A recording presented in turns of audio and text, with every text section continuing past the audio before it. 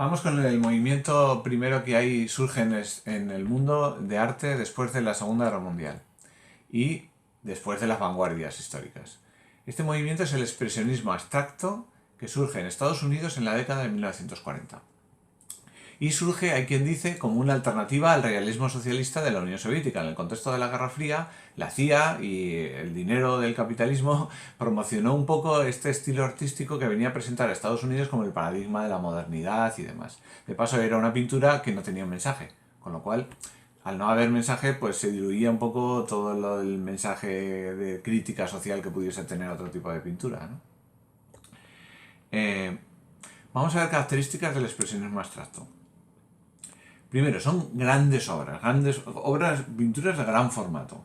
Normalmente cubren toda la superficie del cuadro y lo hacen con formas geométricas.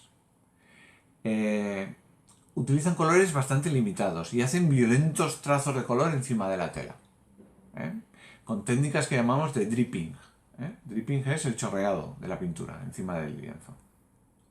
Los expresionistas además utilizan algo que ya habían inventado los surrealistas, que es lo del automatismo psíquico. Pretenden pintar lo primero que les pasa por la cabeza y lo importante, la idea principal, si acaso, del expresionismo abstracto es que tú más que la obra estás viendo la acción del pintor al pintar la obra y su estado de ánimo, su estado físico y psíquico a la hora de pintar.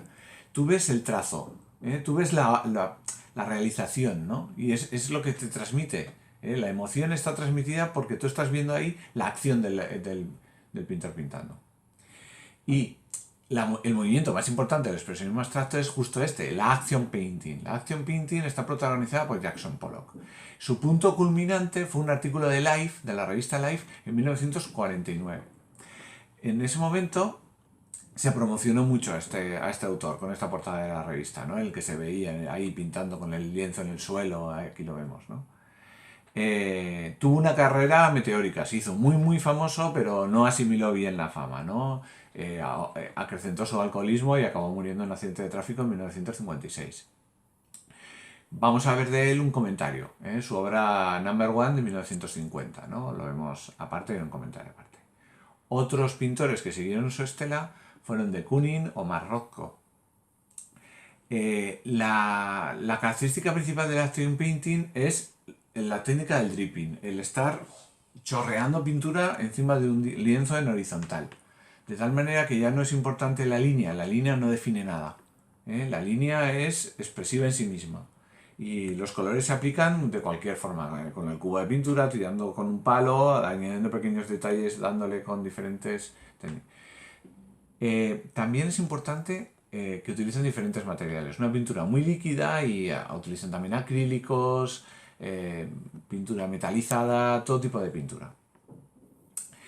Este tipo de pintura está reflejada en diferentes películas que reflejaron la acción de pintar de Jackson.